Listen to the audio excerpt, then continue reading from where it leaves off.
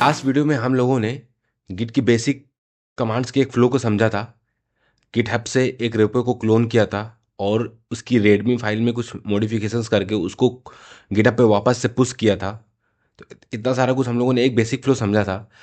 तो अब हम लोग उसको डिटेल में जाके देखते हैं कि गिटहब से रेपो कैसे क्लोन हो रही है, और अगर हमारे पास कोई नया प्रोजेक्ट है तो उसको कैसे गिटहब की रेपो से लिंक करते हैं। और जो भी कमांड्स हम लोगों ने कल देखी थी उन कमांड्स को हम लोग वन बाय वन करके डिटेल में समझेंगे। तो ये सारा कुछ हम लोग देखने वाले हैं, तो बने रहिए इस वीडियो के साथ। Let's start. तो यार सबसे पहले समझते हैं कि हमारे पास अगर कोई प्रोजेक्ट है तो उस प्रोजेक्ट को हम लोग गिटहब से कैसे ऐड कर सकते हैं। उसके दो तरीके हैं। फॉर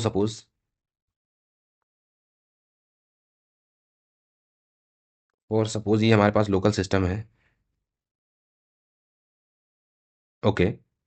और ये सर्वर है, इसको हम लोग गिटहब बोल सकते हैं।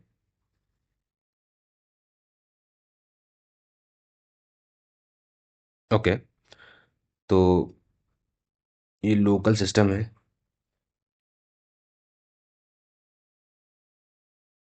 इसको आप लोग कंप्यूटर भी बोल सकते हो। ओके। और ये सर्वर है,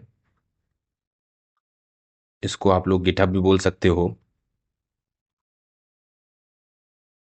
और ये गिटलैब भी हो सकता है।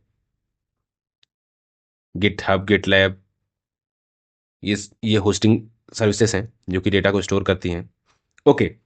तो अगर यहाँ पे हमारे सिस्टम पे गिट इंस्टॉल है और हमारे पास एक ये प्रोजेक्ट है। Okay. Project in the sense कुछ फाइल्स है, कुछ कोड लिखा है सिस्टम पे। तो अब मुझे इसको इससे जोड़ना है, तो इसको जोड़ने के लिए दो तरीके हो सकते हैं। या तो हम यहाँ पे एक पहले रेपो बनाएं, एक रेपो बनाएं और उस रेपो को गिट क्लोन करके इस सिस्टम पे लेके लोकली ला सकते हैं कि इस रेपो को हमने यहाँ गिटहब पे बनाया और उसको गिट क्लोन कमांड से यहाँ पे यूआरएल पास किया। जो यूआरएल यहाँ से मिलेगा हम लोगों को इस रेपो से, ये हम लोग देख चुके हैं ऑलरेडी पिछली वीडियोज में। और हम अब लोग यहाँ पे लोकल सिस्टम पे उसको ला सकते हैं। ओके। एक दूसरा तरीका हो सकता है जो कि जनरली लोग फॉलो करते हैं कि हमने पहले प्रोजेक्ट बना लिया। अब हमें क्या करना है कि इस प्रोजेक्ट से रिलेटेड एक रेपो बनानी है, तो हम एक रेपो बनाएंगे। फॉर सपोज एक टेस्ट रेपो बना देते हैं। Test repo. ओके। पर ये प्रोजेक्ट ऑलरेडी हम लोग पहले बना चुके हैं। तो इसमें हम लोग क्या करेंगे, यहाँ पे करेंगे गिट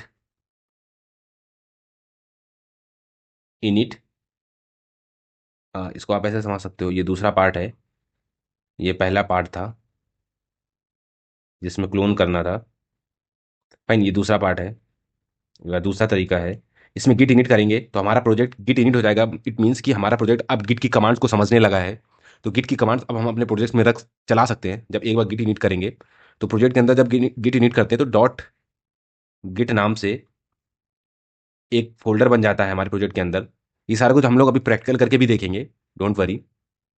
डॉट गिट नाम से एक फोल्डर बन जाता है और इसके अंदर सारी कमांड्स और जो भी हमारे कमिट्स हैं या जो भी हमारे ब्रांचेस हैं, जो भी हमारे कोड चेंजेस है, सारा कुछ हिस्ट्री इसके अंदर मेंटेन होती है। तो वो बन जाती है। और इस प्रोजेक्ट को अब हम लोग गिट की कमांड यूज करके git remote, git add remote करके एक कमांड होती है, उसको यूज करके हम इस रेपो से इसको जोड़ सकते हैं। सिंपली गिट ऐड रिमोट और इस रेपो का यूआरएल जैसे हम लोग इस कमांड में चलाएंगे, इस प्रोजेक्ट में चलाएंगे, तो ये इस रेपो से ऐड हो जाएगी और हम लोग सिंपली इसमें चीज़ें पुश कर पाएंगे इस गिटअप में। और पुल ले पाएंगे वहां से, इस गिटअप से रेपो से चीज़ें एक्सेस कर पाएंगे। तो बेसिकली दो तरीके से, एक गिट क्लोन भी कर सकते हो आप अगर आपने ऑलरेडी रेपो बना लिया है और आपके पास कोई प्रोजेक्ट नहीं है, तो आप इस प्रोजेक्ट को गिट क्लोन करके यहाँ से सिस्टम पे ला सकते हो। अगर आपके पास ऑलरेडी प्रोजेक्ट है तो उस प्रोजेक्ट को अगर आपको गिटअप से ऐड करना है तो आप गिट ऐड रिमोट कमांड चला के और इस गिटअप पे एक रेपो क्रिएट करेंगे और उसका यूआरएल यहाँ पास करेंगे। तो गिट इस प्रोजेक्ट को इस गिटअप से लिंक कर देगा और फिर हम लोग आगे का process git push, commit, add, वो सारा कुछ कर पाएंगे। अच्छा, अब इसी चीज़ को हम लोग चलिए प्रैक्टिकल करके देख लेते हैं। ओके। तो हम लोग ने ये एक बीएसबी रेपो नाम से एक प्रोजेक्ट और वी कैन से एक रेपो को हम लोगों ने क्लोन किया था। ये चीज़ हम लोग ऑलरेडी देख चुके हैं पिछली वीडियोस में। अब हम लोग एक नया प्रोजेक्ट बनाएंगे और उसमें गिट इनिट कमांड चला के उसको रिमोट से ऐड करेंगे। ओके, तो अब हम लोग एक, आप इस वीएस कोड के सबसे टॉप बार पे देखोगे तो एक फाइल नाम का बटन होगा, उसमें आप क्लिक करोगे तो आपको मिल जाएगा ओपन फोल्डर। तो आप जब ओपन फोल्डर पे क्लिक करोगे तो हम लोग को एक इस तरह का प्रॉम्प्ट आएगा। इसमें हम लोग एक इस फोल्डर पे क्लिक कर लेते हैं। ये फोल्डर मैंने बना लिया एक। आप भी अगर विंडोज़ यूज़ कर रहे हो तो कहीं एक फोल्डर बना सकते हो, मैक यूज़ कर रहे हो तो किसी एक डायरेक्टरी में फोल्डर बना सकते हो, और उसको इस वीएस कोड में ओपन कर लेते हैं। तो यार अब ये एक Y T2 नाम का एक एम्प्टी फोल्डर ओपन हो गया है इस वीएस कोड में। ओके, तो अब इसके अंदर हम लोग टर्मिनल ओपन कर लेंगे। आपको टॉप बार में टर्मिनल नाम का एक बटन दिख जाएगा। टर्मिनल ओपन करते ही अब हम लोग एक नया फोल्डर बना लेते हैं जिसका नाम रख लेते हैं टेस्ट प्रोजेक्ट, सॉरी MKDIR। अगर आप मैकबुक चला रहे हैं तो MKDIR टेस्ट प्रोजेक्ट। और CD कमांड हम लोग यूज़ करते हैं नेविगेट करने के लिए स्पेसिफिक फोल्डर में, और MKDIR से नया फोल्डर क्रिएट करते हैं। ओके, हम लोग अभी टेस्ट प्रोजेक्ट के अंदर आ चुके हैं। ये एम्प्टी फोल्डर है। अब इस फोल्डर के अंदर हम लोग एक फाइल बना लेते हैं, index.html। ओके, इसमें एक कॉमन सा कोड लिख देते हैं, हेलो वर्ल्ड।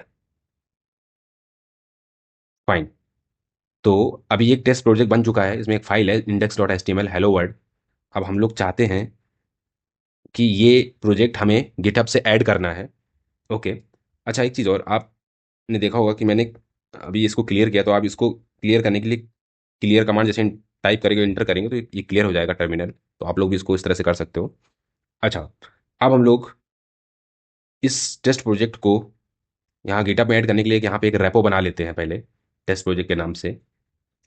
ओके फाइन, अभी इसको आप यहाँ पे राइट पे क्लिक करो और योर रिपोजिटरी पे क्लिक कर दो।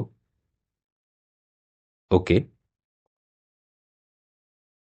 तो यार कुछ इस तरह का पेज खुल जाएगा, और इसमें आप एक नई रेपो बना सकते हो इस न्यू बटन पे क्लिक करके। और इसका नाम हम लोग सिंपल टेस्ट रेपो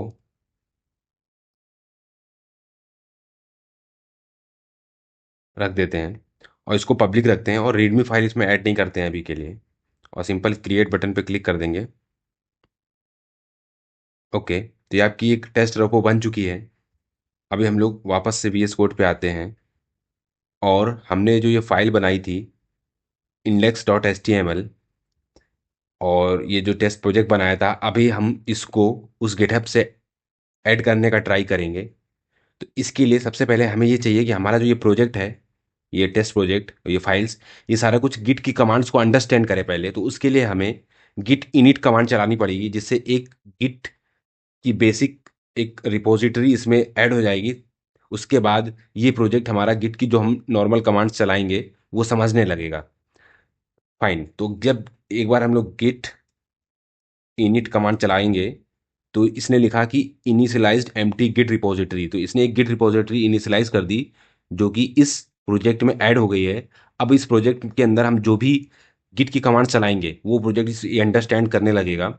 ओके, अच्छा, जब ये गिट इनिट किया है तो एक डॉट गिट नाम का एक फोल्डर भी बन चुका है इस टेस्ट प्रोजेक्ट के अंदर। तो अगर हम लोग एक बार उसको भी देख लेते हैं, ये डॉट गिट नाम का फोल्डर बन चुका है। और जिन लोगों को ये डॉट गिट नाम का फोल्डर नहीं दिख रहा है, तो वो अगर मैक यूजर हैं तो कमांड शिफ्ट डॉट दबाएं, और अगर विंडोज़ यूजर है तो कमांड शिफ्ट की जगह कंट्रोल शिफ्ट डॉट दबाएं, तो ये dot git hidden folder open हो जाएगा। इसको अगर मैं कमांड शिफ्ट डॉट दबाऊंगा तो ये फोल्डर गायब हो जाएगा। एक्चुअली ये डॉट गिट हिडन फोल्डर्स होता है ऑल द टाइम। तो इसको हम लोग कमांड शिफ्ट डॉट दबा के ओपन कर लेंगे, और इसके अंदर देखेंगे कि ये कुछ फाइल्स बन गई हैं, हेड हुक्स। तो हेड क्या करता है, हेड में जो भी जिस ब्रांच पे हम लोग करंटली होते हैं उसका डेटा ये हेड रखता है। लाइक अगर हम ब्रांच स्विच करते हैं तो ऑटोमेटिकली इसके अंदर का डेटा चेंज हो जाता है। उस वो एक तरह की चीज़ें इसमें रहती हैं। हुक्स में कुछ इवेंट्स जो हम लोग परफॉर्म करते हैं, like push, commit, git add, तो वो सारी इवेंट्स को एक तरह से ये मैनेज करता है, उनकी हिस्ट्री रखता है। तो ये सारी चीज़ें इस डॉट गिट फोल्डर के अंदर हो रही होती है कि क्या कमिट चेंजेस हुए हैं या क्या क्या फाइल्स ऐड हुई हैं, उन सब की हिस्ट्री इस डॉट गिट फोल्डर के अंदर रखी होती है। इसको और डिटेल में हम लोग आगे आगे वाले वीडियोज़ में समझेंगे।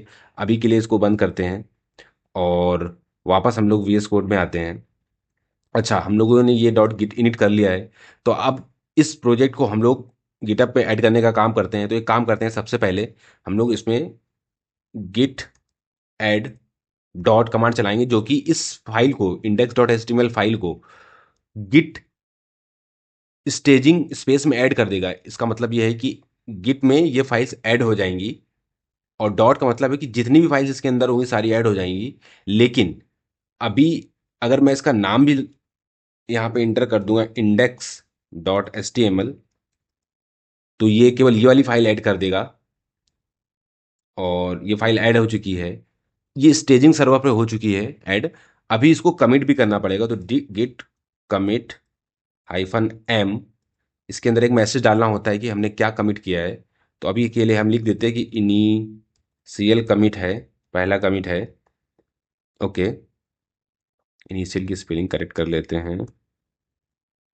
तो ये इंटर कर दिया है। तो इसने बताया कि 1 file changed 1 insertion creation mode ये। तो जितनी भी फाइल्स स्टेज सर्व स्पेस में होती हैं, गिट ऐड में होती हैं, वही कमिट होती हैं। और अब ये रेडी टू पुश हो गई हैं। लाइक अब ये गिटअप में जाने के लिए रेडी हैं, बट अभी गिटअप हमारे इस लोकल प्रोजेक्ट से ऐड नहीं है। फाइन। तो उसको हम ऐड करने के लिए गिट रिमोट ऐड ओरिजिन, और हमारा जो यूआरएल होगा, ये जो यूआरएल एक जनरेट हुआ है, इस यूआरएल को यहाँ पे पास कर देंगे। तो जो ये यूआरएल होता है, ये वाला यूआरएल इस गेट रेपो का यूआरएल है, जिसमें कि ये हमारा यूज़र नेम है और ये रेपो है। फाइन। तो गिट रिमोट ऐड ओरिजिन, और ये यूआरएल जब हम रखेंगे तो ये प्रोजेक्ट हमारा उस गिटअप की रेपो से लिंक हो जाएगा। और जैसे ही इंटर करेंगे तो ये लिंक हो चुका है। अब गेट इसको चेक करने के लिए रिमोट -v करेंगे, तो ये दिखा रहा है कि इस टेस्ट रेपो से ये प्रोजेक्ट ऐड हो चुका है। अच्छा, अभी लेकिन हमारा ये कोड यहाँ पे आया नहीं हुआ है, क्योंकि यहाँ पे कोई भी कोड पुश नहीं हुआ है, क्योंकि जब तक हम लोग पुश कमांड नहीं चलाएंगे ये कोड यहीं इसी लोकल गिट के हिस्ट्री में रहेगा। अच्छा, अब इस गिट की हिस्ट्री को, गिट रिपोजिटरी को, इस प्रोजेक्ट को हमें पुश करना है, तो कमांड चलानी पड़ेगी गिट पुश ओरिजिन मेन। तो ये जो मेन ब्रांच में ये सारा कोड अभी पुश हो जाएगा। तो अभी के लिए मेन ब्रांच भी चेंज कर सकते हैं हम लोग, और ये ओरिजिन का नाम भी चेंज कर सकते हैं। और पर हम अभी के लिए ये ओरिजिन और मेन यही रखते हैं, इसको चेंज नहीं करते हैं, अभी कन्फ्यूजन नहीं करते हैं। और हम लोग एक -u भी यहाँ पे रख देते हैं।